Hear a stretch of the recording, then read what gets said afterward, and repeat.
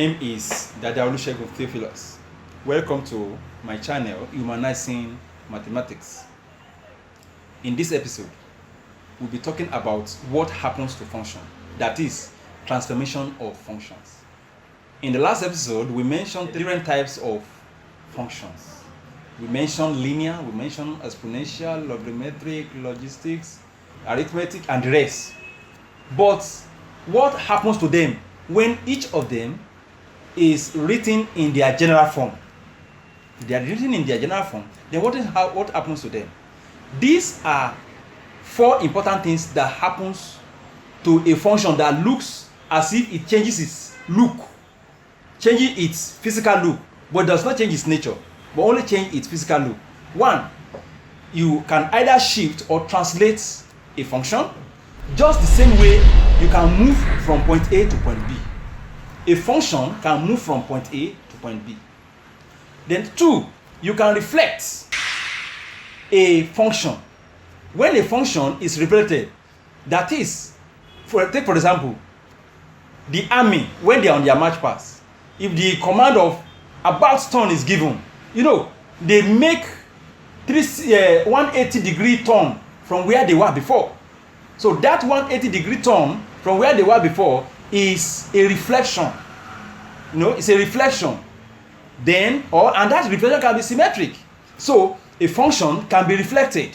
Then three, a function can also be stretched. Just the same way a rubber band can be stretched, a function can be stretched, and the same way a pillow can be squeezed together, compressed together, so also a function can be compressed. So what is important in this episode is to recognize the fact that functions can be transformed by one, shifting or translating it, reflecting it, stretching it, and compressing it. Because sometimes when these things are executed on function, the form of function, it changes it and it will look as if, it is not what we are used to before. But it is the same thing, only that something has happened to it. Something has happened to the input and something has happened to the output.